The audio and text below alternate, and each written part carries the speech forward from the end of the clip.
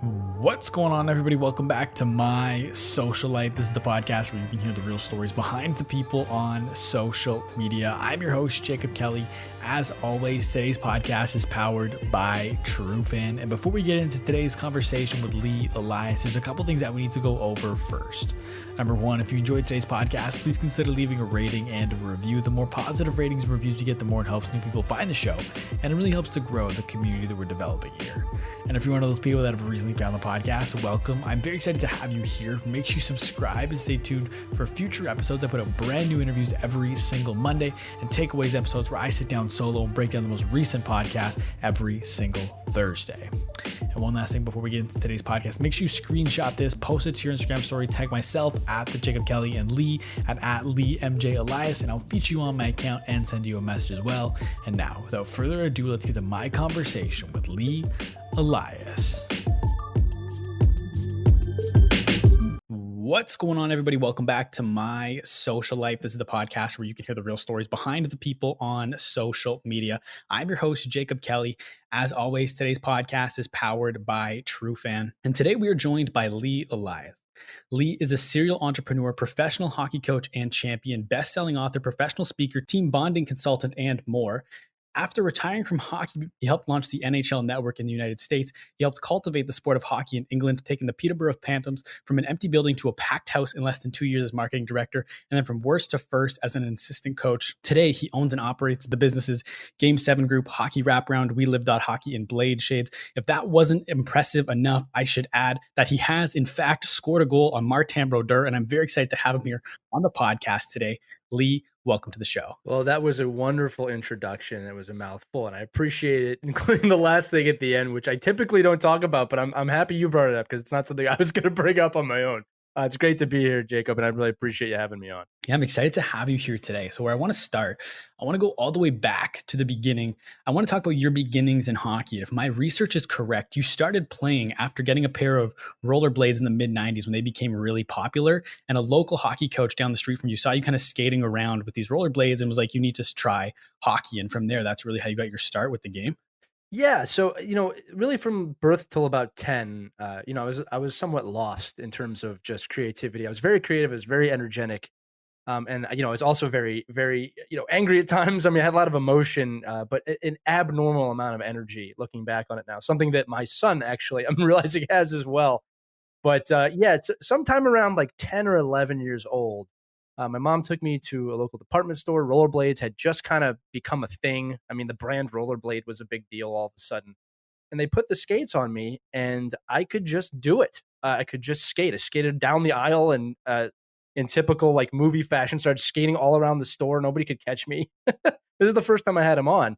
I didn't realize it at the time, but that's not something that's normal. You don't typically know how just to skate. So natural progression. We got them. I started skating outside. I was skating all over the place. And 2 doors down from me, there was a hockey coach. He had asked, like, how long have you been skating this? A week. And he says, man, you got to try hockey. So started playing roller hockey. And, within no time, I was trying out for ice hockey. And by the age of 12, I made my first team, which is really 7 years after when most hockey players start. And because of the gift I was given of just being able to skate, I went up the ranks very quickly. In fact, I never played on the same team twice until I went to college because I kept jumping a level every year. And again, that's not a brag. I was blessed to find something that I loved, I was passionate about, and to go back to what I was saying, I found a place that I could focus my energy, my emotion, everything into really a laser beam. And it was a vehicle for my growth as a player, but really more as a person during that time. I really figured out who I was, what I wanted to do, and found out things about myself in terms of determination and resolve and focus that really helped drive me to, this podcast now today. That's where we're at today. And so you mentioned how you played on a different team every single year until college. And for college, you ended up playing at Montclair. But before that, correct me if I'm wrong, during your senior year of high school, you had a pretty bad shoulder injury, and that affected your recruiting, right? Absolutely. So, I was on the fast track moving up. And my senior year, my second game of the year, I had been having shoulder problems. We knew that time I had a torn labrum in my left shoulder, but we were doing everything we could to keep me playing because, anybody who understands sports, your senior year is not a year you can miss. And my second game, I got hit from behind directly on the shoulder, and it popped out for good. Let's just put it that way. I mean, I felt it come out. And then, yeah, it was it was a haze in the moment, but I realized very quickly that, I'm going to have surgery immediately, or this is going to become a bigger problem than, I might not never play again. So what happened was, we went to the doctor, we scheduled the surgery. It was right before my 18th birthday. They repaired it. It was 50-50 on if I'd ever be able to play competitively again. And what I remember during that time and why it was important now, looking back as an adult, is I did everything I could to stay in the game. I trained with one arm. I was writing articles for a local publication about my recovery. I was still going to all the practices. I was trying to help the team. In fact, I was helping players on my team. I didn't realize it at the time, but I was really learning how to coach a little bit at that time. And then, I made a very quick recovery, believe it or not. I mean, the doctor had told me it was one of the fastest he had seen, and within 6 months, I was back on the ice playing. But by that time, all the NCAA schools that were looking at me, understandably, just weren't going to take the risk on scholarships. I would have had to have been a walk-on, and we just didn't know where I was going to be. Montclair kind of welcomed me with open arms at that time, and I ended up going to that school. And what's funny about how life works is, I met my wife, my current wife, future wife at the time, at the school. I majored in broadcasting at the school, which really is, again, professionally something that has always been a value to me in terms of that program. And yeah, I mean, it went the way it was going to go, and that's, I really embraced that at the time, although it was disappointing, and painful, for lack of a better word. It was a major event in my life, one of several that guided me on a path that I would not be where I'm at today without it. You can't connect the dots looking forward. You can only connect them looking back. But Exactly. That's a great quote. I love that. what are some of your, in terms of on ice, what are some of your highlights from your time at Montclair? I believe you guys won a championship during your time. Yeah, that's it's a lot of them, but yeah, my freshman year, we were slated not to be that great, maybe a middle of the pack team, and we ended up winning the playoffs for the Mid Atlantic Collegiate Hockey Association. And I was a freshman. I was one of the main forwards on the team, and I mean, when you're 18, 19 years old, you go to college and you win a championship first year, you think you're gonna you're gonna win forever. That's something that happens when you're young. It's only when you get older do you realize, you really embrace everything, because you never know. But it's funny because the Montclair story it goes both ways, right? That was a glorious year, an unbelievable year, defining one of my hockey career. And then, the team kind of went south after that for multiple reasons. And, we ended up not winning again. And I ended up kind of not leaving the team, but in the summers I was training with actually a professional trainer that used to work for the New York Rangers to try and get myself up to at least the minor league level. And this happened to be around the 2005 time period. So we won the championship in 2003. It was great. Still have my ring from that. It's a great memory. And around 2005, when the NHL locked out, I had this amazing opportunity. I was training with players that would not have been available previously. So I had players from Penn State, and then, of course, the New Jersey Devils, the team I grew up hating, by the way, because I'm from Philadelphia. This team I loathed my entire life opened their arms to me and said, "Hey, you can come train with us." So suddenly, and this is easily the biggest highlight outside the championship, I'm on the ice with Martin Brodeur and Jamie Langenbrunner and Tommy Abilene and John Madden and Scott Stevens and the New Jersey Devils of the championship years, and they've asked me to come out and skate with them, during just the lockout. It was a training type thing, but it was at the NHL level. And those couple months that I skated with them, I told you I jumped a level every year. I learned more in those 2 months about playing, coaching, skating, everything, just by playing with these guys than ever before in my life. I mean, it was, looking back on it now, what a gift to be able to play with these Hall of Famers now. And it really elevated my game to the point where I tried to take a step to the next level. And I did for a brief time before moving on with the rest of my life, if you will. Yeah. And so, like, you probably have a unique perspective on this more so than a majority of people. But like, how big, if you can contextualize, how big the delta is between even guys in the NHL compared to the minor leagues? Like, just how good are the guys at that level? Yeah, I've been asked this before. The best metaphor I've come up with is if you ever go to the circus, right? Or a Cirque du Soleil, and you see the trapeze artists and they're doing these things, like, how do they do that? How could they possibly do that? That's how good these guys are at hockey. They do things you go, how did you do that? right? So that's one thing. And here's the thing: it's not even so much a skill level at that level. I mean, if you're looking at the AHL, which is one step down from the NHL, or even a couple levels below that, the skill sets are not that far apart. But the thinking, the speed of the game, the transition is dramatically different.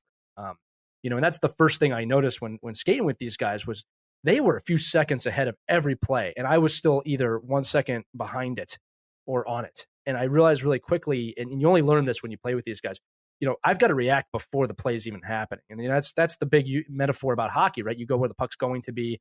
They used to say Wayne Gretzky could see 5 seconds ahead of the play, which was a lot. I learned really quick how quickly I have to be ahead of it. And it wasn't just the play, like Brodeur, it was making saves before I even shot the puck, and I couldn't believe it. He just knew what I was going to do. So seeing that made me realize, a few things. One is like what it would take to even get close to that level. And that's if you have the size, the longevity, like all these other factors you just need to have, the basic skills.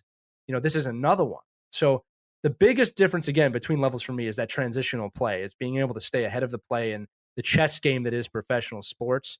And when these guys play every single day for hours a day, if you have the opportunity to immerse yourself in that world, you're naturally going to get better and better and better. But like pro athletes just play at a level that is completely beyond what people, I think, realize.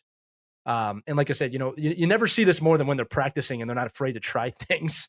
You know what I mean? Because they do like weird stuff. I was like, how did you do that? But yeah, it was astounding. And do you remember the play that led to you getting one by Brodeur? Oh, of course I do.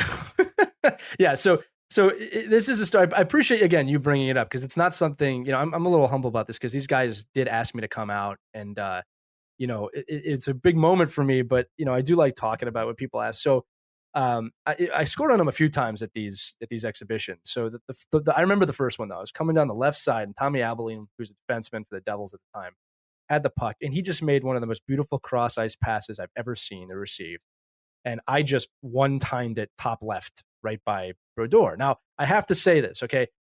Anyone could have scored this goal with the pass this guy made in terms of like, you know what I'm trying to say? If you know hockey, like it would have been tough for any goalie to stop this shot. But what I remember about it is I put it in and then time slowed down quite a bit. Okay. And I'm starting thinking here, like, I want to celebrate here because not only I just score on who's going to become the greatest goalie of all time in the NHL, but this man has caused me a lot of pain in my life being a Flyers fan, right?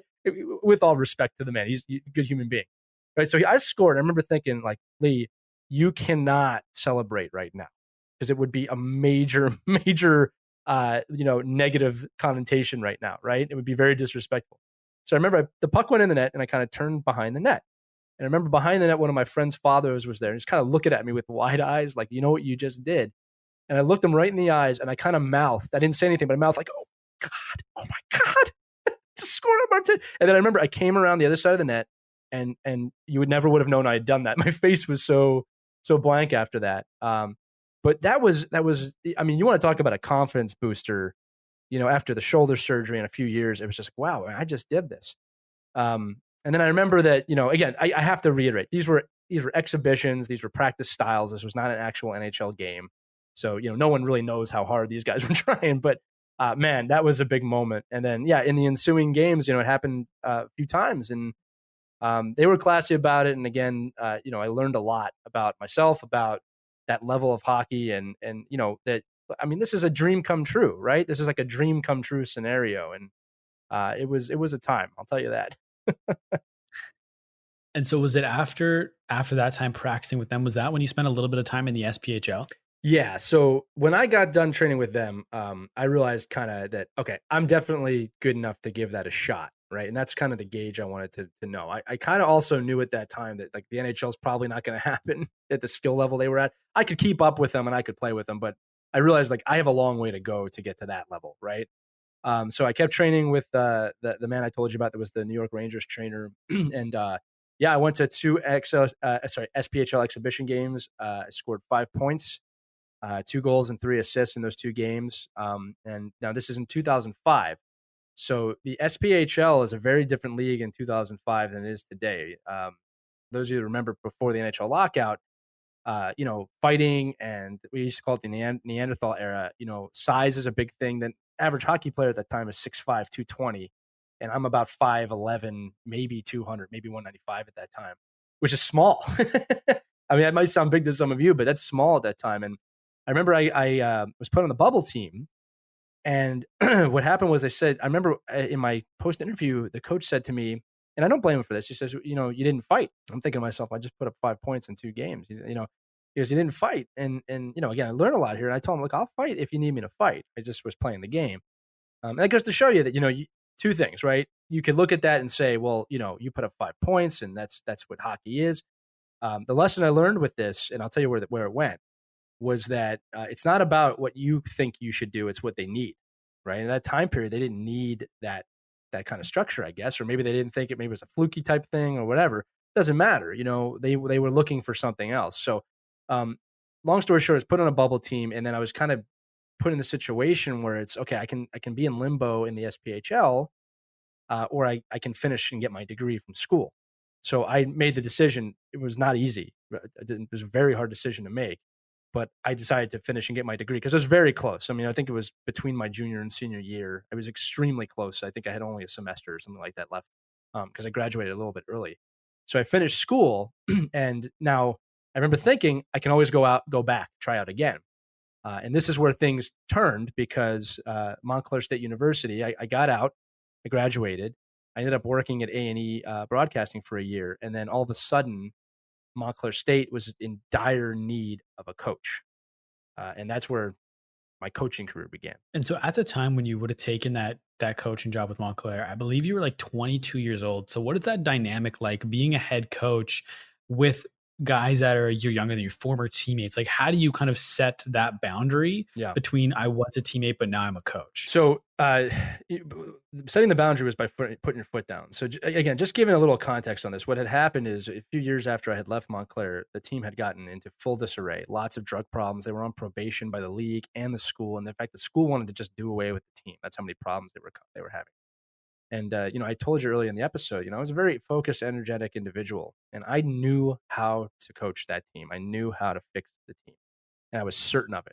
As much as a 22-year-old is certain of something, if you know what I'm trying to say. It was just, there's no chance I will mess this up. I know what to do. It's admirable in some ways, in other ways, it's foolish, right? So you said it. I went into the school, and I kind of interviewed for the job, and I remember interviewing and them giving me these quizzical looks like, you're 22. Why do you want to coach this team? And I was asked some pretty incredible questions like, are you just doing this to get close to the girls? Like I was insulted by that at the time because I was serious about coaching this team. And I was asked things like that. And then I was asked other personal questions about what I'm doing here, and I understand now where they're coming from because they want to make sure I wasn't going to just make the problem 10 times worse.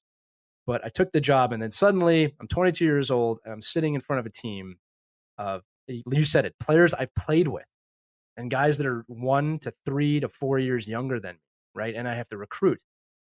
So the first thing that I did was I spoke to the 2 captains of the team who were really good people. And I said to them that, look, this is the deal. If I'm going to coach this team, I'm not your friend anymore, right? We have to draw a line. I'm the coach, and I need you to respect me like a coach, and I need you to be that way with the players. So I created trust with these guys right away, and I let them know exactly how I needed this to run for us all to be successful. And I also let them know, here's my plan. Like, this is what I want to do. And they loved it, right? The next step was I had to cut 3 of the top scorers on the team. I gave them a chance to be part of the team, but the excesses of college were more important to them. So I cut them, and people were shocked because they were the best 3 players on the team. But I knew right away that, and again, not that I wanted to make an example of anybody, but I had to let the team know that this behavior, drinking, other stuff, substances, it's not going to work. Like, we're not going to have a team here that runs like that. So within the first 2 weeks, I had to establish myself as the coach. I had to cut players from the team and start recruiting. But, it was just a pure determination at the time of just, I know how to coach and I know what I'm going to do. In fact, it was almost a weird awakening that I had such a clear vision for the team. So, and then we had training camps in the summer. I had a major training camp for the team. I remember this at Atlantic City before we even started skating, where I had them out on the beach and we were doing military grade exercises and running them up and down the boardwalk, teaching them, war history and all these things that I really believed in. And then I remember this is probably the exclamation point. I remember the first practice, the first time we're on the ice together after this training camp. I go on the ice with no pucks, and the whole team's on the ice with no pucks, and they're looking at me like, "Where's the pucks?" And I said that here's the deal: we're not going to have pucks for 60 minutes. We're going to skate 60 minutes with two 20-minute breaks or two 10-minute breaks, just like a real game. It's a 60-minute game, three 20-minute periods. I said, if you don't know how to skate full 60 minutes at a practice, how are you going to know how to do it in a game? And I really explained it to them why I was doing this. I want you to know what it means to skate a full 60 minutes. And when you know that, you will have the bar that you need about the work ethic that this team will have. And it was a very, very big practice and moment and defining time period for those guys. And, the long story short is we turned the entire team around. They went from 5-25 the year before I was there to 25-5 and one game away from going to the national tournament. And it was a great group of guys. And, we really kind of took a Moneyball approach. We got the scoring from everybody. It was an aggregate. We didn't have to rely on two or three guys. We had some stars on that team, but everyone contributed. Everybody believed in each other. And I focused heavily on that team bond that, together we're going to do this. And we did. And that was when I realized two things in my life after that season. One is that I think I'm a better coach than a player. I remember thinking that, and that I might have a future in this that's a little more, worthwhile than playing. And I got to say this too, to anybody listening. I love playing. I still play to this day. All right. I'm pushing 40 now. I still play and I love it. And I made this decision to move on from playing for lots of different reasons, keeping in mind I had injuries, among other things. I'm not making excuses. It was just the decision that I made. I don't want to discourage anybody from chasing their dream of being a player. You should go with it as far as you possibly can, as long as it makes sense. And this was the decision that made sense for me.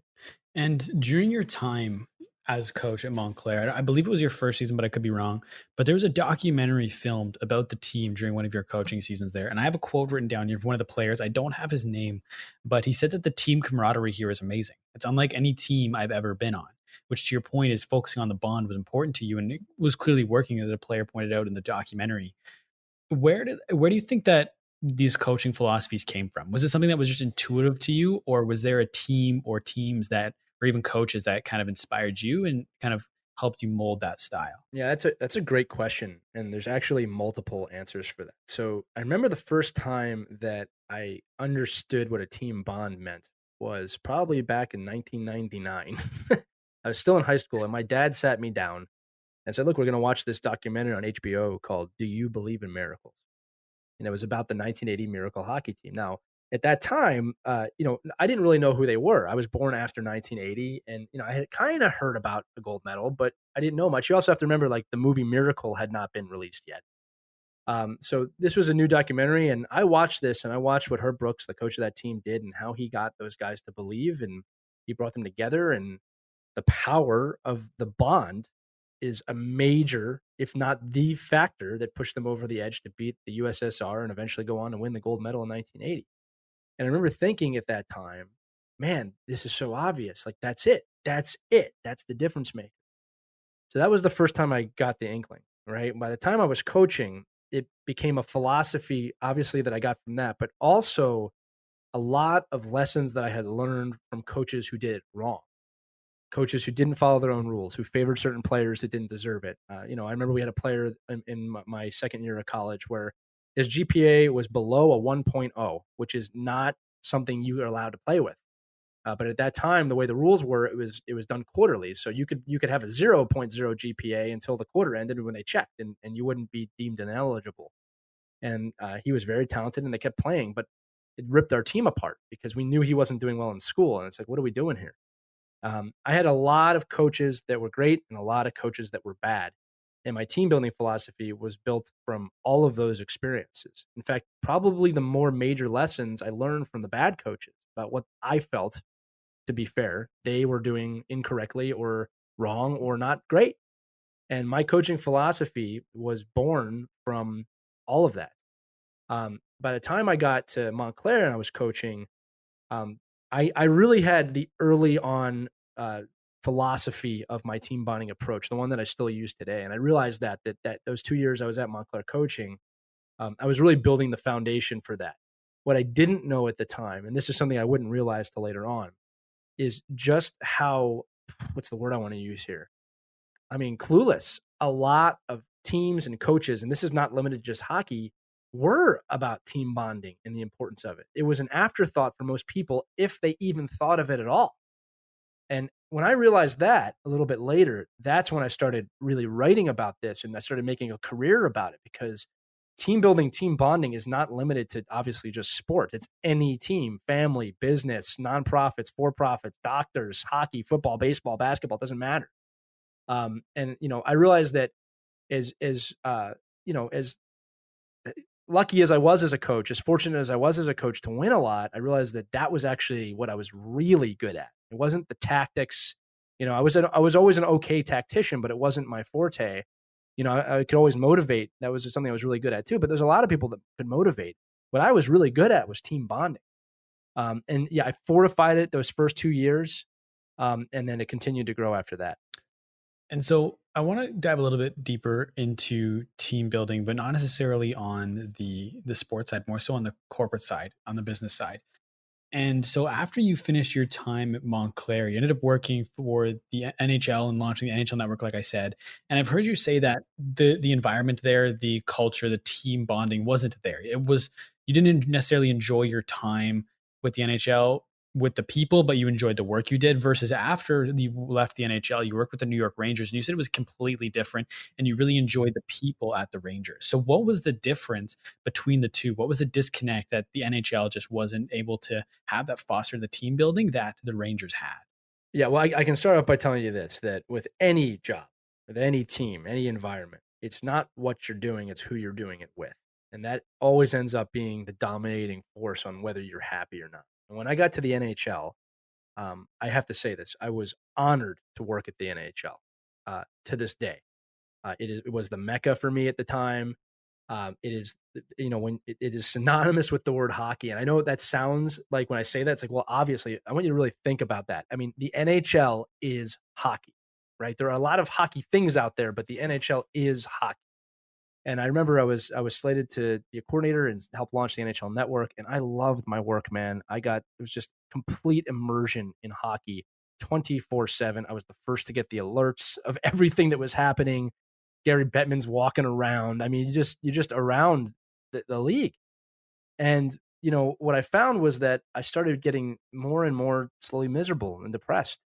And well, I do have to say I did have friends there. I still have friends there to this day that I really value. Then some of them were mentors to me. By and large, the people there, it was not a great culture. It was a toxic culture. And now maybe that's just because it was in the Midtown Manhattan, the heart of the city, and New York is a very tough place. I mean, I wanted to work in New York City because I knew that if I could work there for a good portion time, it would help me sharpen my teeth, and it really did. And I'm always thankful for my time in New York and at the NHL. But yeah, the culture just wasn't great. We had people working there that weren't hockey fans, if you can believe it, which I always thought was crazy. In directing shows, and it just it was tough to make friends there. Now, look, I don't want to say it like it's all off me. I mean, maybe that was part of me at the time and the type of person I was at the time. And again, I was young. I was in my mid to early 20s. I was very ambitious. It's very possible I came across as demanding at times. I learned from these things, or overzealous, or I can absolutely see positions where I was very excited and that could have been taken the wrong way, because maybe it looks like I'm sucking up or I'm just completely overzealous about being there. Who would be this happy to work there? But yeah, the culture there was just not great. I don't know how else to say it. But and again, this was post lockout. This is a different time period in the NHL's history than today. I don't know what it's like there now. But I can tell you this story. I want to tell this story the day I got laid off, because this is actually what ended in my time in New York. And I don't mind telling the story because I learned a lot from this. But it was the peak of we were hitting that peak of the recession back in like 2009, where everybody was downsizing. And I remember that I walked into the work. It was a Friday morning, and one of my friends came up to me and says, "Look, I just got laid off." And I felt horrible for him, but I'm very fortunate that he told me that because it gave me a few minutes to think this might happen to you too today. So I got a little bit of a warning, and I remember I got the call from HR, and as soon as I got a call from HR, I mean, what's going to happen. So, hey, can you come up to the top floor, please? So I went all the way up to the top floor, and I'll never forget this. I'm sitting in this kind of rectangular room with weird lighting. It's like out of a movie. And I remember they had the head of HR there and the head of my department there. And the head of HR says, listen, we have to terminate your position. Now, they did say this, and I've always appreciated this. She said, look me right in the eye. She said, you did nothing wrong, right? This is a purely, monetary decision. She goes, and, you were a good employee. And they went out of the way to tell me that, I wasn't just dried meat or something they're kicking aside. And I remember I had the clairvoyancy in that moment to look her back in the eye and say, it was an honor to work at the NHL. And I want you to know that I will always cherish my time here. And if I'm ever invited back, I'd be completely open to that. And then at the time, I was directing a TV show called NHL Live, which is still on NHL Network. And I said, I'm going to go direct my last show, and we're going to get this done. Now, what I remember about this is suddenly the HR, I'll never say this person's name, but she started crying in the room. And I'm thinking, what are you crying for? I'm getting laid off here. Right. This happened. And I remember this because I went downstairs and I told a very good friend of mine. I'll just say his first name. His name was Dan, and he was a mentor to me. He had worked at the NHL for several years. He was at least 15 years my senior. And he really helped me at the time in terms of like just navigating through the New York world. And I told him, I said, hey, Dan, listen, I just got the call, and this will be my last day. And this guy, I'll never forget this because this is one of another defining moment for me.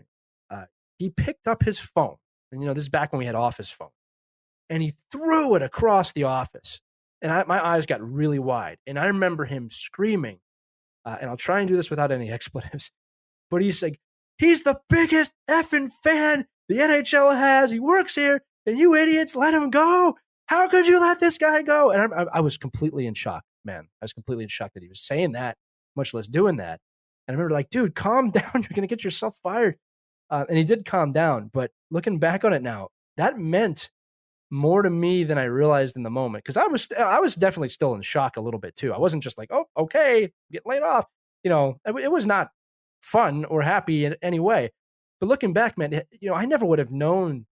He said I was the biggest hockey fan at the NHL, like working there. You know what I mean? Or the biggest contributor as an NHL person. I mean, and I look back on that now, like, what did I do to have him think that, say that? Keep in mind too, I'm not just talking fan. He was talking about a hockey person. Like, you're the biggest hockey person here. And that was a very important moment because, as you spoke about, I would lose almost everything I was doing in hockey within a 1 month period at that time. And I was left with legit nothing. I had no job. I had no hockey. All I had at the time was obviously my family, my parents, and my girlfriend at the time, Janet, who's my wife today. And I was able to really realize what's important. It's not what you're doing, it's who you're working with. That's why I was so depressed. And I remember at that time, and this is going to go right into the Ranger story. I remember at that time, someone had said that, well, I guess that's it for Lee in hockey. And I remember I was super depressed. I was super down. It's probably the most down I've ever been, keeping things in perspective, right? This is not the worst thing that could happen to someone. There are people out there way worse off than me. But I remember, I guess that's it for Lee in hockey. It was like an atomic explosion in my eyes. For some reason, and I can't tell you why, that statement set me off. And I just made a decision right then and there that I will get back into this game and I will go further than I ever have. And again, that will set up the story for what's going to happen later in the podcast. But I just was relentless after that. The next job I took was with the New York Rangers. It didn't take long to get back in the game. That was not what my goal was. But as you asked in the question, one of the greatest communities I've ever been a part of. Every night you walk into Madison Square Garden, you get there, all the security guards, your team, you're shaking hands when we could still shake hands. You're walking up this famous ramp. The ice is there. It's MSG. It's the world's most famous arena. And I got to tell everybody, listen to this show. You hear about the magic and the majesty of this place. It is completely real. If you're a Star Wars fan, when Han Solo was like the Force, all of it, it's real. That's what Madison Square Garden is like. I mean, there's just something different about it. Remember, I'm from Philadelphia. I don't say this easily. All right. I didn't grow up liking anything about New York or New Jersey, but you go to work there every night. You interact with the players. I can remember sitting across from Mark Cuban one night when the Dallas Mavericks were there because I worked for the Knicks as well. Right. But every night you were there, you were part of a family. You're part of the Knicks and Rangers family. And they went out of your way to make you feel like that. There's no restrictions. There was no I'm too good or you can't get to this place because you don't have the clearance. It was a family. You felt like you were part of it. And that, to this day, in my employed work, meaning not a business that I own or an entrepreneurial venture, that has been my favorite job. And I learned a lot being there, not only about obviously the work, which is game night entertainment and building an audience and interacting with an audience and production, everything that goes into a live game experience, but I also learned about culture. And that, here I am, I'm literally down the block, because MSG, Madison Square Garden, is maybe 10 blocks from the NHL headquarters. I'm down the block and I'm a completely different person. I'm getting paid almost nothing compared to what I was getting paid, but I loved going to work every night. To give you an idea, the pay was incredibly low, but I remember thinking, and this says everything about this job. I remember thinking, I can't believe they're paying me to come here tonight. They're paying me to come to Madison Square Garden and work a Rangers game. They're paying me for this. That's how it felt at the time. And I remember thinking, if I ever run anything, man, if I'm ever a boss, I want my employees to feel that way about coming to work. Because boy, was it easy to go to work. Boy, was it awesome to get on the train and be excited about going to work. Again, it was another defining moment for what would eventually become my ventures in entrepreneurship and coaching and sports. But I mean, yeah, I know it's a little long-winded, but it was a very interesting time in my life. And again, we're talking mid-20s. I mean, I'm not, the story is funny because it's compacted, but I'm not that much older. I mean, I'm only 25, 26 at that time. And then it was after that, I believe, when after you're talking about the Rangers, was when your wife, who was in the Air Force, got stationed, I believe, in Pensacola, Florida. So you moved down from New York City, like you said, Madison Square Garden, just a special building, one of the most famous and the most famous arena in the world, to the opposite of a hockey hotbed. It's a hockey Florida. hell. Yeah. It's the call that. It's hockey hell. And you worked, correct me if I'm wrong, but you worked for a company that helped business get online with Google listings and SEO. And they had a more of a hard-nosed approach. You worked in sales, I believe. They had more of a hard-nosed approach to their selling. And you kind of flipped that on its head. Instead of taking a hard-nosed approach, you took a bit of a softer approach. And then you, with that softer approach, became the top salesman really quickly.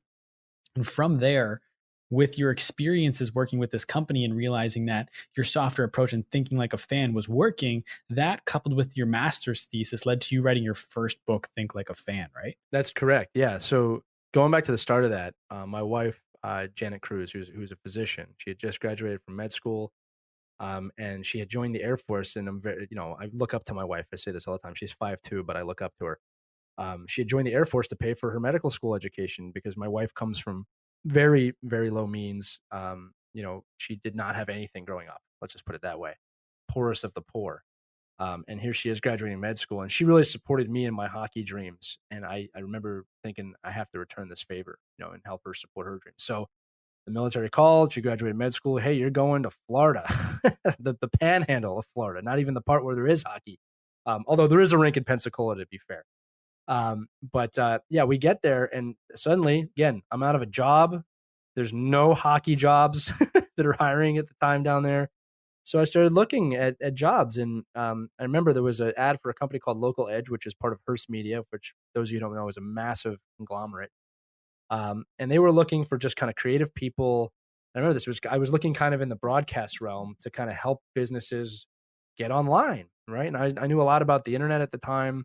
And social media was kind of still in its infancy, but I knew a lot about it. So I interviewed and I got the job. And our job, in short, as you said, was we were to help small to medium-sized businesses get online, right? We had digital products and services. It was to help them get online, get on Google, Facebook, all the different online places a business needs to be at that time. And I remember this was run by old Yellow Page salesmen, right? And this was an industry back in 2010, 11, which is the time period we're talking. I'm approaching my 30s at that point. I'm in my late 20s. A business that had been around for 100 years. Yellow Pages had been around for 100 years, and it was profitable for 99 of those 100 years. And they're trying to sell digital advertising the same way they're selling, phone book ads. And I started realizing, two things. One is that the older salesmen in our company don't seem to realize that the phone book is not going to be around much longer, and that it's not as valuable as Google or search engine. And I remember we were going to a lot of customers, and these, you gotta keep in mind, this is the Panhandle of Florida, 2010. A lot of these companies are not digitally savvy at the time. Most of them have been around for 30, 40 years. And it's in a part of the country that just runs a little bit slower than the rest. And I don't mean that in an insulting way.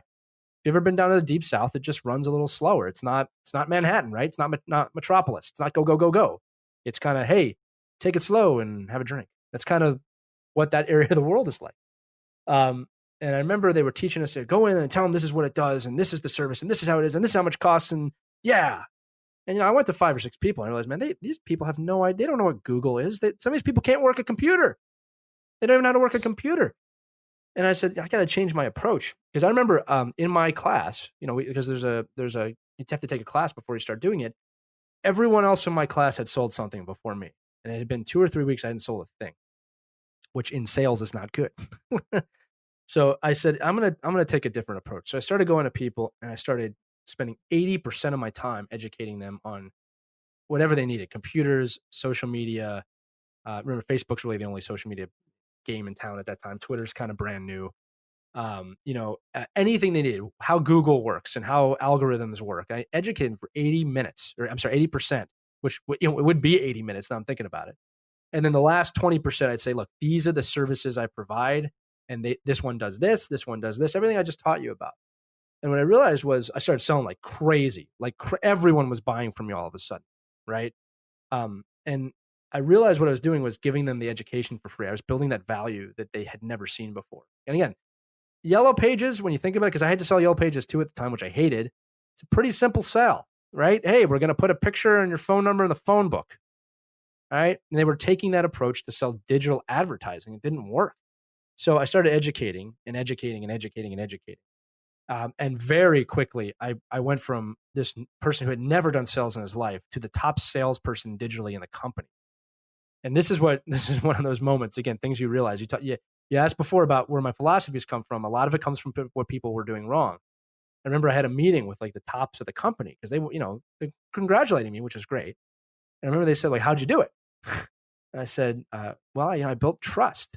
I educated them, but I really built that trust with the consumer of why they should trust me and us. And then I bring the product. I was really proud of my answer. And I remember then they looked at me like, no, but really, how'd you do it? That's what they said to me. No, really though. Yeah, trust is great. How'd you do it? I mean, because and this has always been the problem with some sales organizations. Not all. Everyone's selling something. I don't think sales is an evil word. I don't think capitalism is an evil word. It's just how you do it. And I realized that these guys had lied and cheated so long, they could not believe that someone was telling the truth and selling, because that approach never works. You have to lie to sell, right? And that's when I started turning a little bit. I was like, wait a minute, guys. I just told you how I did it. Yeah, but what did you really do? And almost accusatory, what did you really do? And I was taken back by that. Now, what they did do, which was funny, was after 1 year of being there, which is nothing, they promoted me to the training manager for all the salespeople that came in. And I had this big workbook I had to use. And I'm not afraid to say this now. I threw maybe about 40% of it out and made my own, right? And I started teaching trust, education. And here's how I do it, because that's really what my job was. And, the people I trained started really doing well. In fact, I remember our office was the first office to ever hit $1 million in sales, which at the time was a huge number at that time. Again, it wouldn't be today. That would be nothing today. That's just how the digital market's grown. So yeah, at the same time I was at this company, I was also in graduate school at Drexel University in Philadelphia online, because I was in Florida. And I was studying sports management, because my dream to work in sports was not done. I remember I told you I was on this path. I was going to get back and be stronger and make sure I was further than I ever was. And everything I was doing at this time was a stepping stone. So I finished my master's in sports management, and my master's thesis and project was pretty much the start of a book. It was about 100 pages long, which I remember I got my grade back on that pretty quickly. My professor and my mentor at the time gave me an A, and which I was, very happy with, obviously. And she said, you have to pursue getting this published. And again, this is where the story changes, because this is about 3 years after being in Florida, and the Air Force calls again. And where are we going? Where are we going? You're going to the United Kingdom. From one hockey hotbed to another. Right. Well, it ended up being a hockey hotbed, but we'll get to that in a minute. Yeah. But a little bit more on that, on the book then. I have a quote written down here. I don't know if I heard it in a podcast or I read it somewhere, but you said the difference between a customer and a fan is customers buy, but fans buy in. Yeah. I love that. Can you kind of explain a little bit more the distinction between just a customer versus versus a fan? For sure, yeah. That's actually the quote on the back of Think Like a Fan, which is the book that you said customers buy, but fans buy in. And what I knew when I was writing this book, and again, the book was published when I arrived in England. I had finally found a publisher that wanted to publish it, and they put it out there, and still my publisher to this day, and they're just wonderful people. Aloha Publishing. Not trying to just shout them out, like they're friends of mine. But yeah, what I realized was this: is that when you're looking at fan buildings, and this is kind of a culmination of all my experience at coaching in the NHL, at the New York Rangers, and even selling digital products, that it's not enough just to get them to say yes and sign. Like they have to believe in what you're doing. And I wanted them to feel like they're part of that. Well, I started taking these philosophies I'd learned with the sports teams I'd work with, because when I was coaching Montclair, we built a fan base too. I didn't realize I was doing that, but we built a fan base. I had all these methods to find people to come to games, because fans make a difference at games. Athletes don't like to admit that, but when there's a fan base and they're cheering for you, it makes the game more fun. Even booing can make the game more fun, right? So I started to realize that, what if I treated consumers like sports fans, right? And, not just dollar signs, right? What if I really made them buy in to the mission and the vision and everything that we were doing? And they would buy in, right? They weren't just handing me their dollars. They were handing me their dollars and their trust, or actually their trust and their dollar. And it made a loyal and engaged fan, not a consumer, right? And when someone's a fan of your business or your team or whatever you're doing, they want to tell all their friends about it. And they make more fans. You make this loyal community of people that are enthralled and just can't say enough good things about your business. Fast forward to today a little bit, this philosophy grew so much that even in my own companies now, if someone badmouths one of my companies, which happens, and it's not a problem. If someone has a problem with anything we've done, I definitely want to hear about it. But 9 times out of 10, our fan base will come up and defend us before we even have a chance to, which is amazing. But that's what I mean by that. Creating a loyal community of people that really buy into not just what you're doing, what you're selling, but why you're selling, why you're in this business. And that book would become a foundation for every business I've grown since, in terms of the business approach, the selling approach, and the community building approach. And so one of the things that you said that distinguishes a fan from a customer is you have a trust with a fan. Yes. And I was curious if you could give me the definition or define trust without using the word trust. Yeah, that's because that's the question I'm always asking, right? Yeah. So just to give a little context on this, whenever I work with a new business or whenever I work with a team of any sort, the first question I ask the team or the coaches or anybody is, can you define the word trust without using the word trust in the definition? Okay, it's my opening question. And there's no wrong answers to this. And what you find out is this, and I can give you my definition, and I will in a minute, okay, is that every single person I've ever asked that question to has a different definition of the word trust. Okay, and most of them are similar, and most of them come down to something like just being able to rely on somebody else, right? And that is the basic definition, but this is what you find. And I've worked with professional teams, I've worked with high school teams, I've worked with inner city teams where I'm working with a team in Philadelphia right now where, murder is a very realistic thing for these kids. In fact, one of the players that I coached got killed this summer. And I'm not going to go dark here and tell everybody about that, but that's the reality these kids grow up. Now, what do you think trust means to them, right? What level of trust must they have to have when their life's in the danger, or when you look at the military, and then you look at sports and business, right? So the reality is this: trust is much more of a feeling than it is a word or a definition. And there's different levels to it. I've always said, you trust your post person's going to bring your mail. You might not trust them to watch your kids for the day, right? So you trust them with one thing and not another. It's a very, very complex item, right? And we don't take any time to dissect it. And we don't take any time in teams or groups or businesses to define what it means to all of us. And if you don't have the same definition of the word trust, it is absolutely going to be inadvertently broken at some point. And if you don't have trust, which is the foundation of every relationship of your life, whether you realize it or not, trust is the foundation of every relationship. If you cannot trust someone, you will treat them differently. If you trust them 100%, it is a much different road, right? So if you don't have a communal understanding of that word and what it means, you're already behind in whatever it is that you're trying to accomplish. It must be established. Now, again, for me, I said trust is a feeling, all right? And I do take the base definition of relying on somebody else, But for me, trust is the full level of accountability that I am doing everything that I can for this group and knowing that the person sitting next to me and the person sitting next to them all the way down the line, that we are all doing everything we possibly can for each other to move everything forward, that there's no question.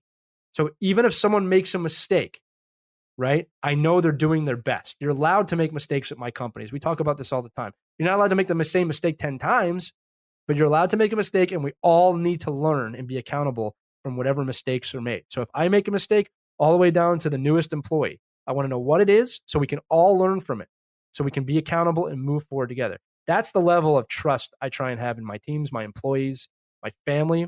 My relationship with my wife is built on trust. And again, like, if you think about this, your listeners, any relationship you have, any type of relationship, if you can't trust that person, what kind of decisions would you have to make? What kind of pathways do you have to walk not knowing? Like, my wife and I trust each other 100%. We never worry about anybody doing anything behind our backs. Now, that might seem naive to some of you, but the reason I would say that is because the trust is not there.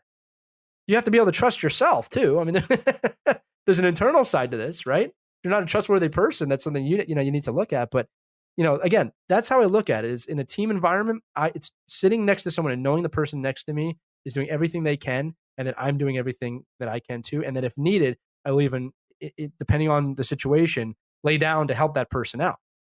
Right? And I always say, sacrifice is a word we use in sports, we use in business, and the military uses it too. And I've always said the military word definition of sacrifice is very different. And if they can use it at the ultimate sacrifice, how hard is it to play a hockey game? How hard is it to come to work today? How hard is it to work on a project? Right? And the military has always been my basis for a lot of this philosophy. The first thing I want to say, I just want to say I'm sorry to hear about one of your players from inner city Philadelphia that passed away. I'm sorry to hear about that. I just want to. No, I appreciate that. I do. And there's no real transition for me. I can't really transition out of that. But my next question would be about, in terms of trust and how you said everyone defines it differently. Yeah. When it comes to a business and turning customers into fans, how then do you build trust with all of your different customers if they all have a different definition of the word? Like, how can we use the tools available to us with modern communication to allow us to personalize our relationship with each customer to build trust with them on an individual basis? It's another great question, and you did fine with the transition, so don't worry about that.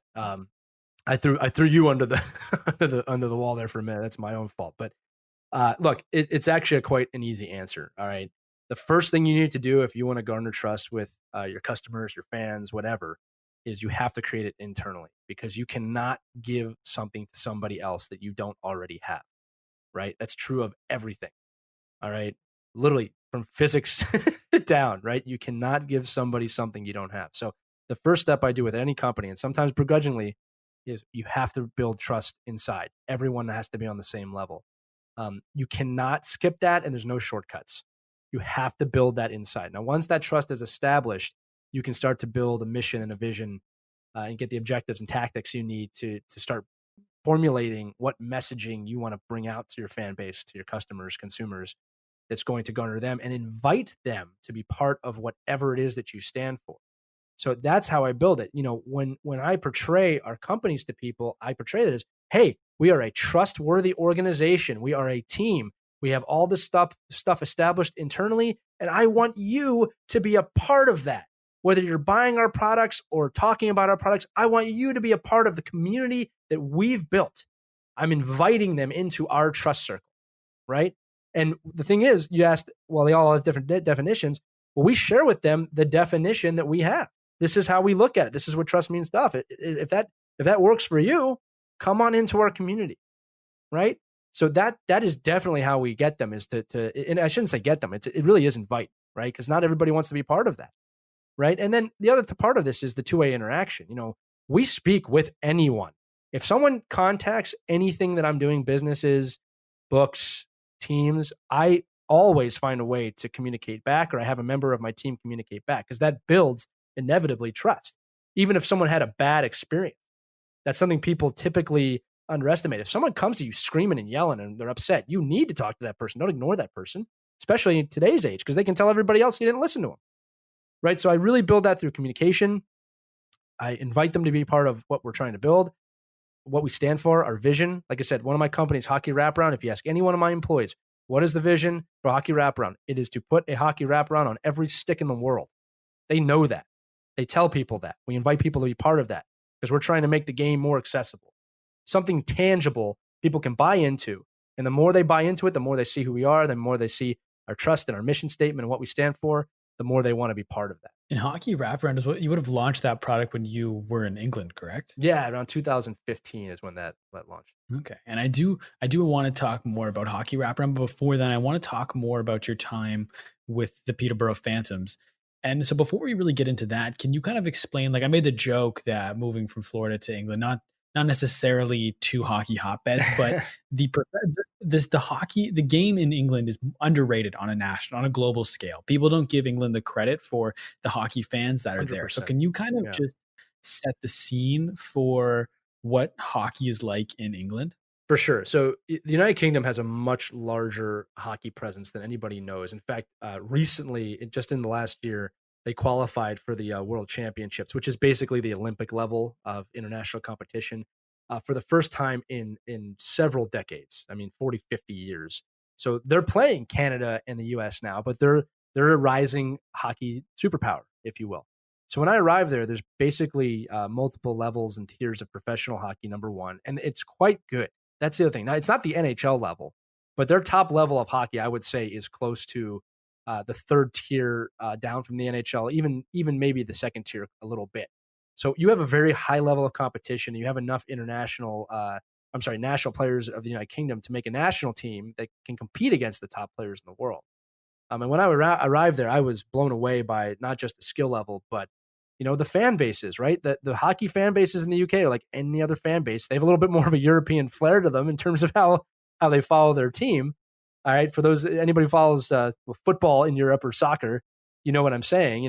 They have organizations in the UK run from the top down. And what I mean by that is, if you have a professional team, every team all the way down to the youngest kids is the same team name. So that was a fun discovery too. But the fans were just as passionate. And my first year working with the Phantoms, the team I worked with in Peterborough, I got the opportunity to work with a lot of those fans and rebuild their fan base.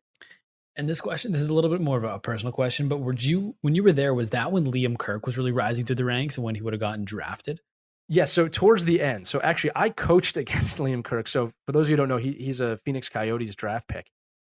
So my final year there, he was, I believe, 15 years old, and he played for a team called the Steel Dogs. And I coached the Phantoms against him on that team. And I remember him because he's this 15-year-old kid, and he was probably the best player on the team.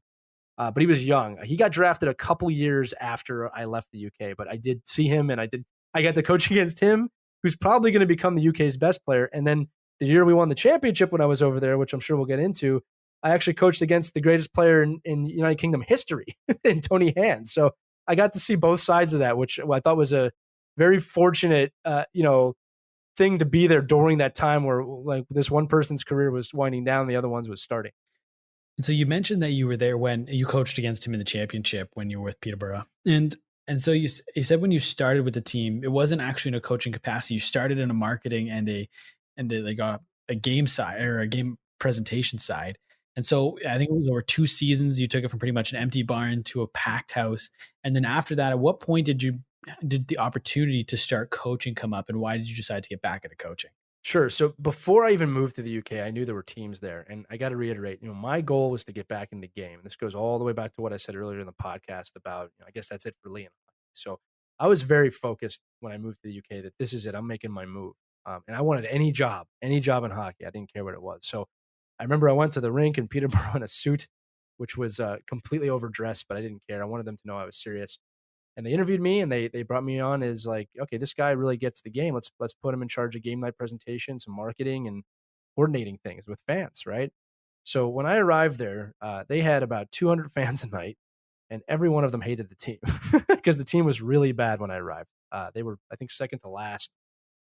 Just horrible fan relations. Everything about the presentation was kind of off. It was just below average. I'll put it that way. Really good people at the team. That's an important thing to note. The owners were great. The staff was great. The team was like, again, below par. But I don't want to say like the team was a mess. It just wasn't where it could be. And I remember sitting in the room with the owners, And they asked me like, how are you going to get people in the building?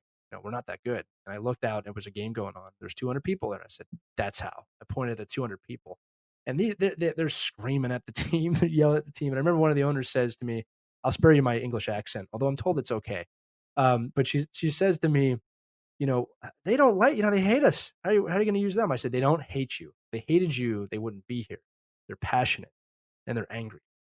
So what I did was started talking to every fan that would talk to me. And I got a lot of pushback in the beginning for being an American. I remember that. Like, it was just they scoffed at it. They had to bring this American guy. But I talked to them and I asked them and I did surveys and I did everything to make them feel like they were being listened to. And they were being listened to. Right. And I found the most passionate of the passionate. And, they started to say, hey, this American guy really cares. Like, he really is trying to turn things around. And then obviously we put things into place at the games, suggestions, and we started changing things. We started making better things with sound, making better things with video, presentation, game night experience, what it's like when you walk in the building. I would sit and watch games. I remember I would go and watch games the first few weeks I was working there just to see what it was like. Something I learned from Mark Cuban. That's what he did when he was in Dallas. He would just sit and watch Mavericks games and see what it was like to be a fan. And we started making initiatives about, once we kind of had them on our side a bit, we started making initiatives about bringing in friends. If you bring in a friend, you'll get a free ticket. And long story short, we went from, with those tactics, 200 people a night to a full capacity building, to a point that I remember this. My wife loves this story. One night, the rink manager runs out, the arena manager, and she says to me, there's too many people in the building. This is a fire code violation. And I remember looking at her because the game's about to start. And I said this, like, not to be a jerk, but I was like, that's not really my problem, is it? It's like, that's kind of your problem. This is your arena. How'd you let too many people in? Right. But like, that's how full the place was. Now, I also want to let you know the team was still not good. This is a big misconception in marketing that, well, you have to win. I always say winning helps. Don't get me wrong. Like, there's nothing wrong with winning to bring people in the building. People love a winner, but you don't have to be winning. We packed this arena and the team didn't even make the playoffs that year. And it was a real triumphant moment, not just for me trying to get back in the game, but really the team as a whole. And I'm not just talking about the players, like the marketing team. We had a team of people that helped out with video. I know all their names and their faces. I mean, I'm still close with a lot of them, but we really came together. We bonded. We wanted to come to work every night. Sound familiar, right? And, it was fun. We created something together that to this day still stands. I mean, these fans love the team. The team is a winning team now. And, that was a result, obviously, as I made the transition to coaching, which was really the ultimate goal the following season. And so when you made that transition, you mentioned the team still they still weren't a playoff team. And within, I believe it was that next season when you were the assistant coach, along with the son of a prominent Russian player, if I'm not mistaken. Yeah, Slava Kulikov was the head coach's name. Yeah, he's a good friend of mine to this day. So, do you want me to tell that story? Sorry. Yeah, I was just gonna ask, what did you guys do? Like, because correct me if I'm wrong, but you didn't. It's not like you added a ton of new players and a ton of new talent to that team that took them from worst to first. What was the switch that team made that allowed them to find on ice success? Yeah. So, and this is going to be a little bit of deja vu a bit, right? So the head coach came in towards the end of my first season there. His name was Slava Kulikov, and he's still the head coach of the team to this day. And he is a brilliant mind, a brilliant tactician. And at that time, he was actually still playing, because you could have a player coach on your team in the UK at that time, which is something that makes no sense in America. But at that time, you could do that. And I remember he came in, and after the first season I was there, I interviewed with him. And he asked me, and I can't get into too many details of the interview, but I mean, he asked me, like, what is it that you want to do? What's your approach? And I laid out to him my entire team building philosophy and exactly what I wanted to do. And he hired me on the spot. And I look back on that now, realizing that how much of a chance he took on me, because here I am, I'm this American kid. He's a Russian. American and Russians don't always get along in hockey. You remember the story I told you earlier about the 1980 Olympic team. And he took a chance on me. He used to call me the American experiment. And, again, deja vu, right? We took some players off the team that were cancers. We didn't invite them to come back. We brought in some new players. And we started building this team building philosophy with his tactics. And I can't say this enough, he is a brilliant tactician, right? And we started the next season with a major training camp, which really was one of the best training camps I've ever run. And every training camp I've ever run since then has been based on that one, where we got that entire team in 48 hours on the same page. And every exercise was perfectly planned. I mean, it was just a really invigorating experience. We had classrooms to teach about team history, about trust. I asked the team, what does trust mean? We did individual goal setting. We did team goal setting. We did 4 sets of exercises where it was team orientated and teammates. And I remember to get their jersey, and this is a professional team, to get their jersey, we were at an outdoor ski resort in the summer. So there's no ice. I made them run up a mountain, basically a ski mountain, to grab their jerseys, all of them. And it was this defining moment. And then we fortified that bond with our first practice that night. And I remember our first exhibition game the next day was against one of the teams in the top division of hockey.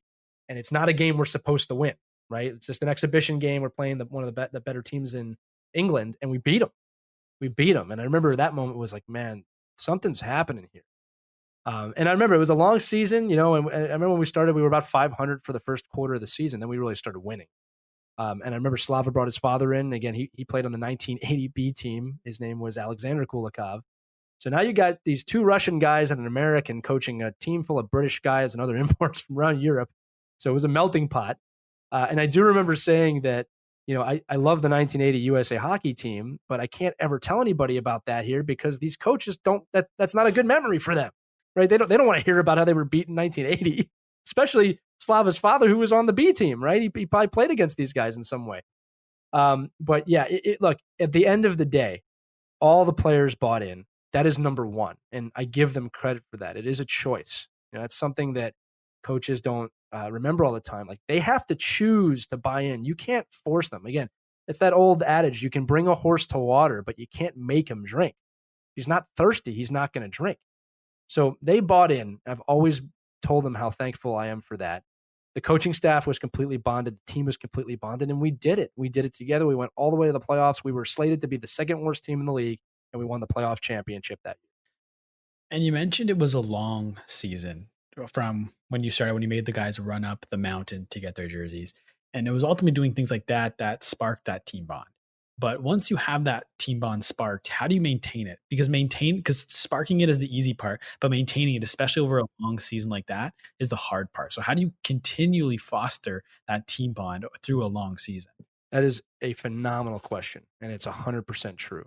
I can bond any group of people for a few hours, right?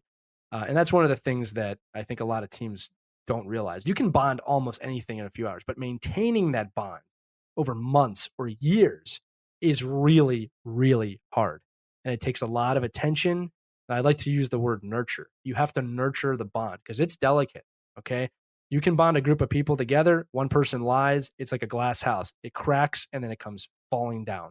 So you need somebody or a group of people in place to nurture and maintain that bond. And basically, that's what my job was for that season. I built the bond as strong as I could.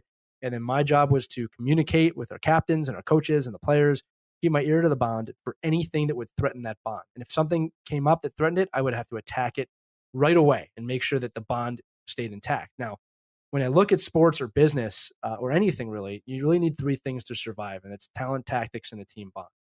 You need comparable talent, meaning that like the talent you have on your team or in your business has to be good enough that you can get the work done. Then you need good tactics because great talent can't overcome bad tactics. We had that. We had the best tactician in the league, right? And they all bought into that. So we had the talent and the tactics. Once you put the team bond into that, now you have a purpose. You have a reason for playing at a inhuman rate, for going the extra mile, for finding the reason to crawl when you feel like your arms don't work anymore. And throughout the year, and this is the key, we would do team building exercises, team bonding exercises really weekly. I mean, we probably spent a good 30% of our time doing team bonding that season. And again, if you look at it, talent, tactics, and team bond, you should be spending about 30% of time on each one of those things. Now, in my experience, about 49% with most companies goes to tactics, and another 49% goes to talent, and about 1 to 2% goes to the team bond. And it's an incredible mistake that most teams make. And again, I understand, especially in business, I understand you can't spend a 30-year week doing team bonding exercises. I get that, right? But you're not spending any time doing it. Or you do it once a year and you think you've done it. You cannot go to the gym once a year, lift weights, and then you're ripped for the whole year. You have to consistently go.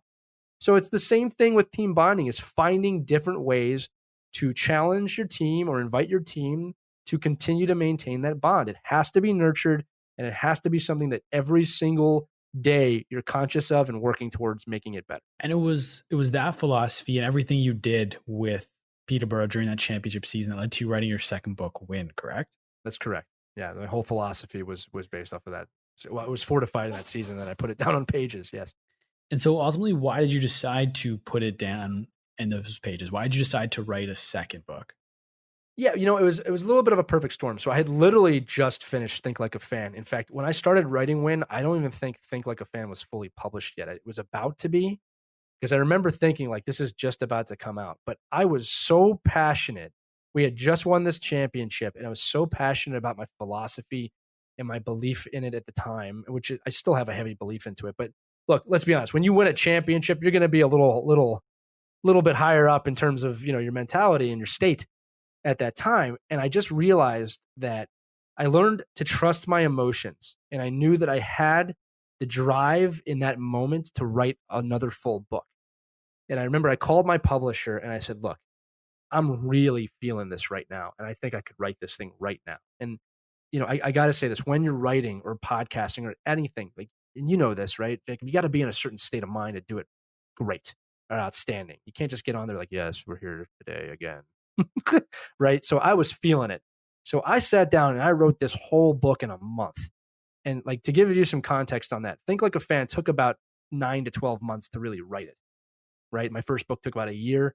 I wrote this thing in a month. It just poured out of me and all the passion. I really hope that comes through in the book.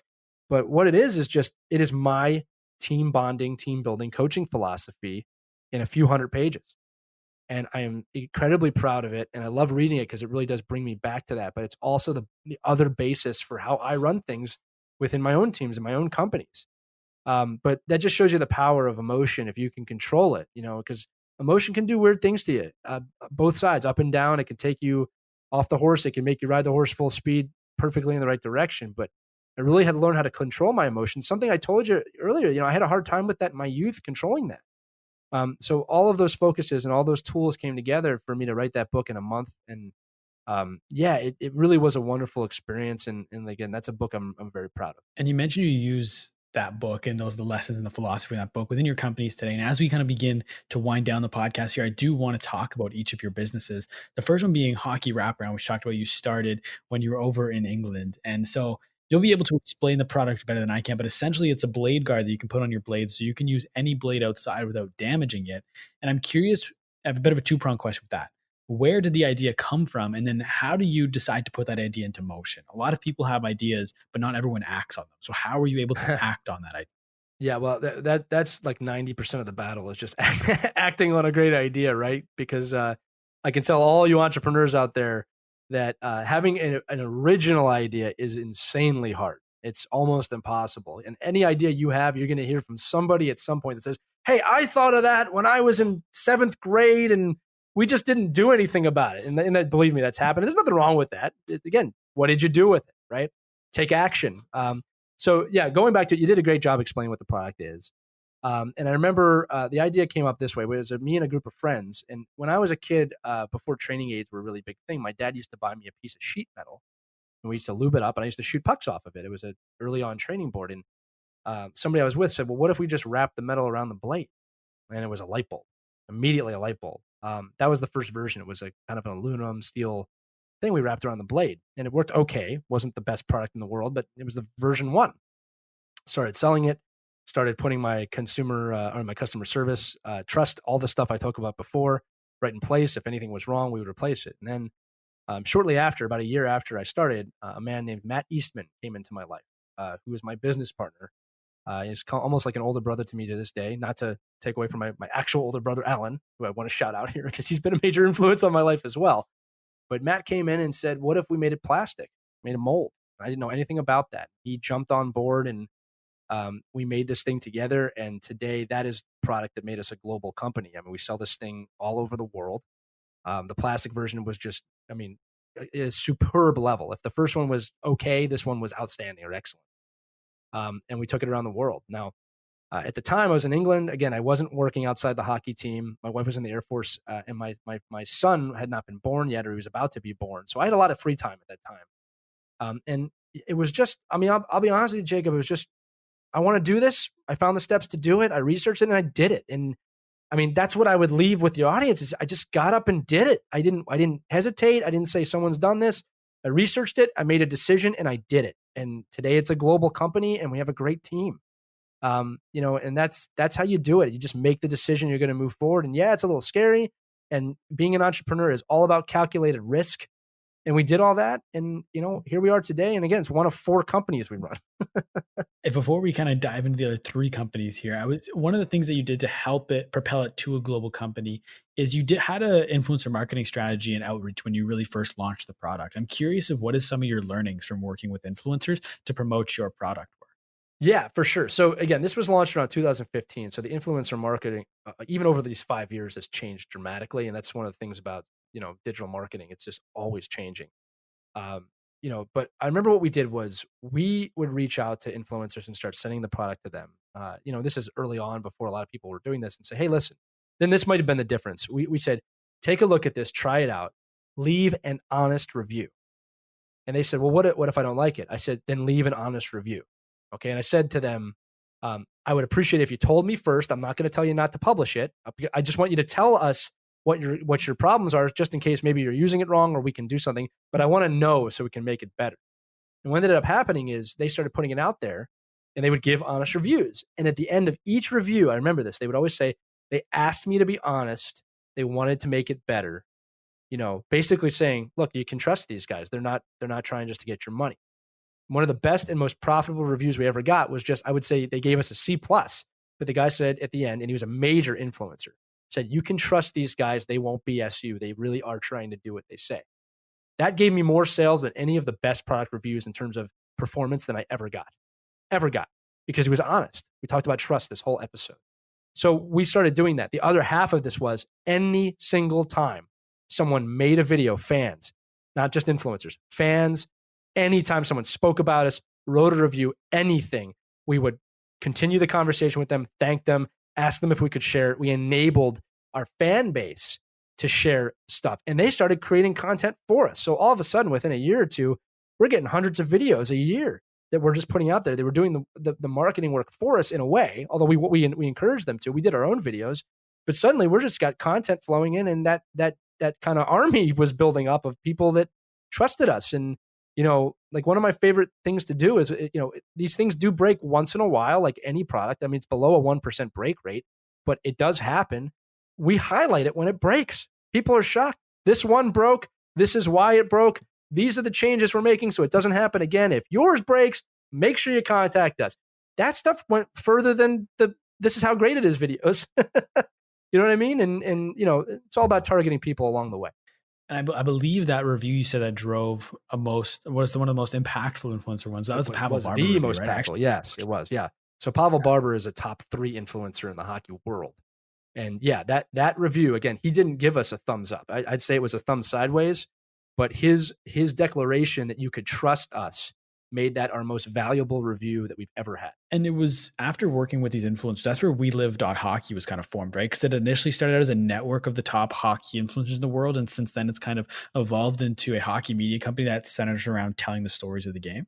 Absolutely. So early on with Wrap Run, I knew I wanted to make some sort of content because we were having all this great luck with interacting with our consumers. And then I realized that if there's a brand behind it, it's going to look a little bit less pure, right? It's going to look like, wow, they're just trying to sell this thing. So we made a brand new company and we started telling hockey stories and working with influencers. And the reason we transitioned away from influencers because the influencer market changed, and it got oversaturated. And a lot of those guys are creatively want to go their own direction, and I totally respected that, and I didn't want to get in the way of that. So we transitioned towards, I have a broadcasting background from college. Let's start telling some hockey stories that aren't told. And man, we've been all over the North America now, telling stories of, the First Nation people in Western Canada to people on Long Island that don't have a rink. And, we've invited this community both, on all the different social media platforms, but specifically Facebook.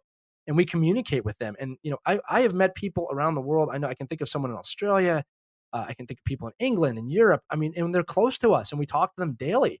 because they just want to be part of a community. And now this is the key. If you want to look at it from a business point of view, everybody that corresponds with We Live Hockey recognizes me as someone from Wraparound, but we never talk about Wraparound. But they're seeing me every single day, and they trust me with the content that we're creating, if you know what I mean. So it's by association. It's not something I have a metric to tell anybody, but we know that audience knows all the other things that we're doing because they want to be part of what we're doing. So that content network, and that's what I call it, has been an incredible value to us, but not just from a product standpoint, from a relationship standpoint. To have that pulse on the hockey community is really outstanding, not just for us, but for them as well. They're part of our team. And your other company is Blade Shades, which is sunglasses where the arms of the sunglasses are hockey sticks.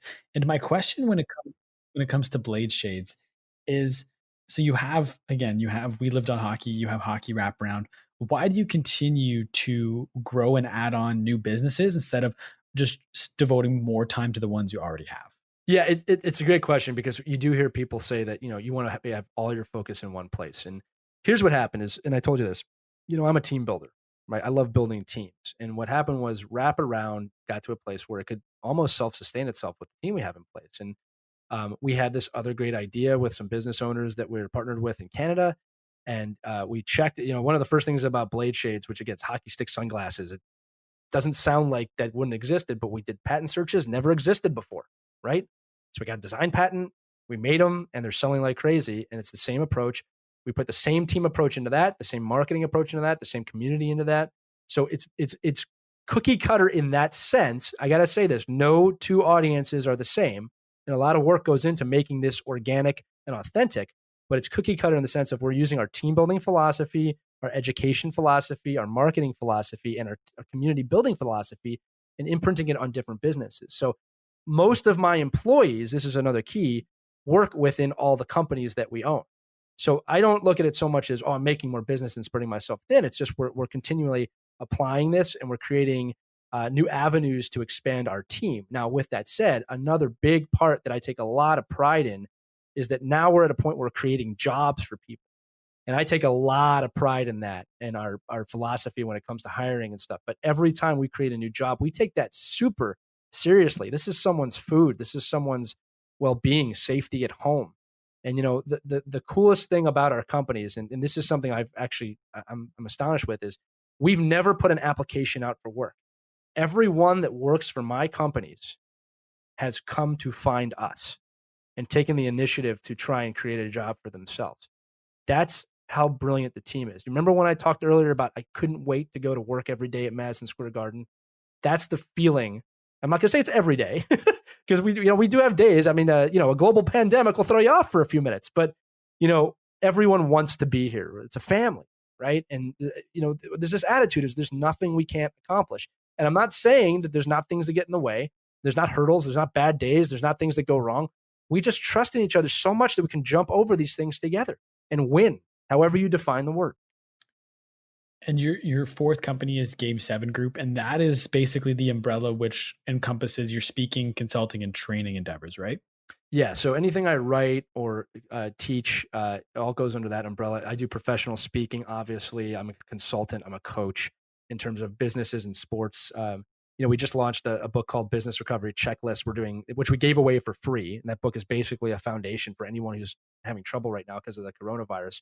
We wanted to give back. And then we did a free 2-week course on that.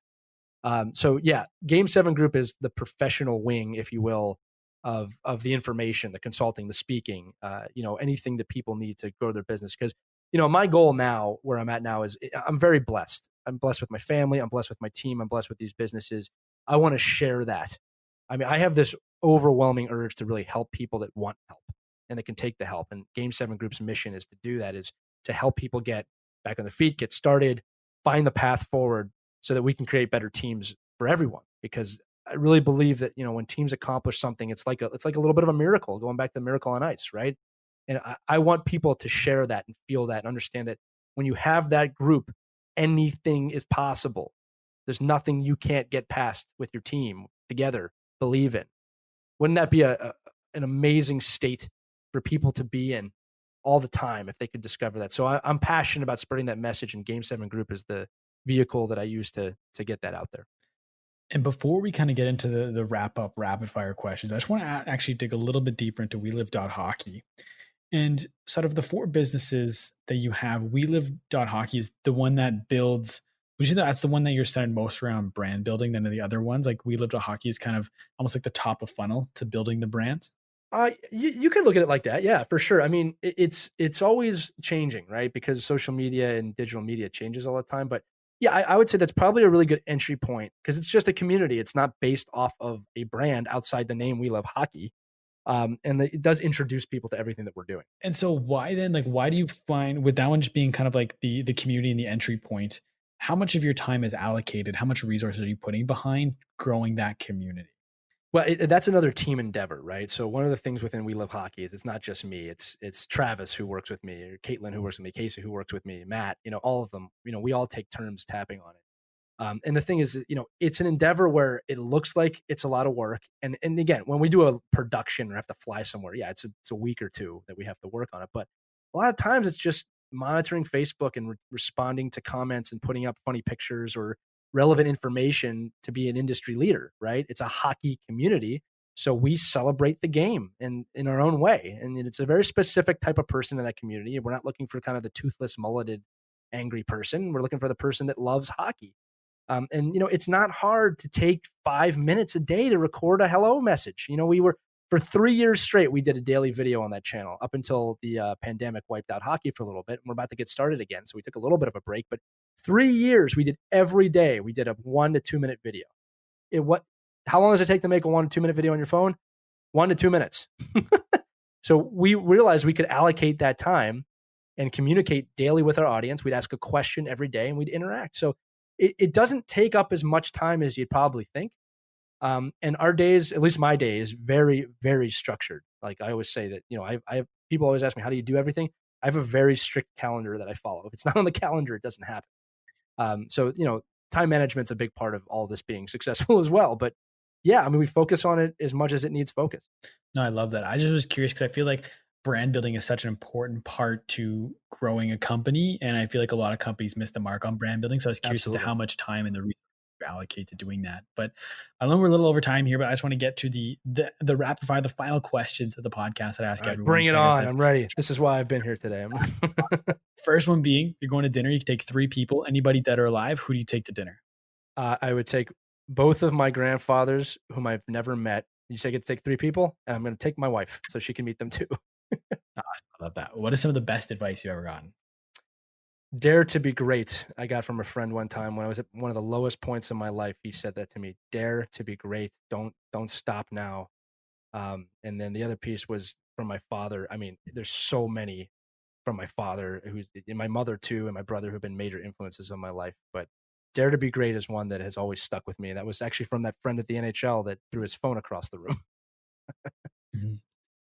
What is one thing about you people wouldn't expect? Usually that I'm a massive nerd geek type guy. I love, comic books. I love Star Trek and Star Wars. And I always have. So this is not, it's a popular thing now. I have a podcast called Geeks Who Like Sports that people love about that now. But, when I was in middle school, that wasn't a cool thing. So sorry, that's a long answer, but yeah, I'm a major geek. No, I love it. What's one thing that's so important everybody needs to know? Wow, that's a loaded question. That to live in the moment, that time is a construct, that the past has happened already, the future has not happened yet, they are not real, that the moment you're in, this conversation, this podcast is the only thing that matters right now. Live in the moment, only focus on the things that you can control. I love that. For the final question, I like to flip the script a little bit. So instead of Sure. me asking the question, it's you asking the question, but it's not to me. So pretend you have this crystal ball and you can ask this crystal ball any question and it'll give you the 100% honest answer. What is Wow. one question you want to know the answer to? Wow, that is a good last question. I can ask it anything I want, and it's going to give me. Anything at all. I mean, I hate to sound cliche, but how do we bring peace to this world? Honestly, if I'm on a mission to help people, I need to know that. Like, what will it take to bring some form of peace or comfort to this world? Because we need it right now. That's a good question to ask. But I want to thank you so much for taking the time to be on this podcast. I want to give you the floor. Where can the people find you? Plug anything and everything you got right now. Sure. Yeah. So first off, I want to thank you and everyone listening. If you've made it to this point in the podcast to begin with, I appreciate you taking the time to learn from my expertise. You can find me on game7group.com, hockeywraparound.com, WeLive.Hockey. That's the address. And you can also look at bladeshades.com. If you're interested in finding me, social media, Facebook, LinkedIn, Twitter, whatever, it's Lee MJ Elias. I'm always happy to hear from you. If you have any questions or anything you learned from this you want to discuss, my door is always open. Feel free. Awesome. Well, I want to thank you once again for taking time to be on this podcast. And I want to thank everybody for listening. Whether you've listened the entire way through, you only listen to bits and pieces, I really appreciate you taking time to check this out. Everybody do me a big favor. Go and follow Lee on social media. Pick up a copy of his book. Follow his businesses. I will make sure everything is linked in the show notes down below so you can check that out. If you like to follow me, you can find me on Twitter and Instagram and at the Jacob Kelly. Feel free to come and say hello. My DMs are always open. If you like to follow the podcast, you can find us on Instagram and at My Social Life Podcast or YouTube by searching up My Social Life. As always, today's podcast is powered by TrueFan. Thank you once again for listening, everybody. We'll talk soon.